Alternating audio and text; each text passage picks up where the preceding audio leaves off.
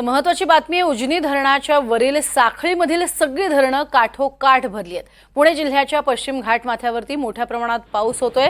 भीमा नदी पात्रात दौंड बंधाऱ्यातनं मोठ्या प्रमाणात पाण्याची आवक सुद्धा होतीये। उजनी धरण काठोकाठ भरलंय, त्यामुळे उजनी धरणातनं भीमा नदी पात्रात 31,600 क्युसेक्स पाण्याचा विसर्ग होतो आहे। उजनी धरणाचे 16 दरवाजे 2 फुटानं उघडण्यात आलेत। सध्या उजनी धरण 109% क्षमतेनं भरलंय। उजनीमध्ये 122 टीएमसी इतका पाणी साठा सध्या आहे।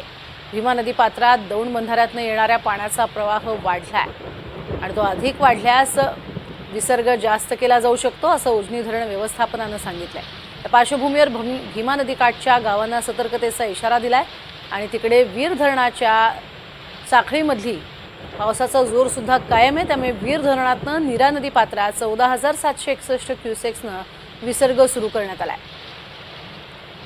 त्यामुळे पंढरपूर सोलापूर या भागामध्ये भीमा नदी पात्रातनं जोरदार पाऊस, तर पुणे जिल्हा आणि पुढे कराड सातारा अशा पद्धतीनं पाऊस जो आहे तो जोरदार पडत असल्यामुळे या धरण क्षेत्रातल्या साखळी धरण भागामध्ये सुद्धा प्रचंड असा पाऊस झालेला पाहायला मिळतोय।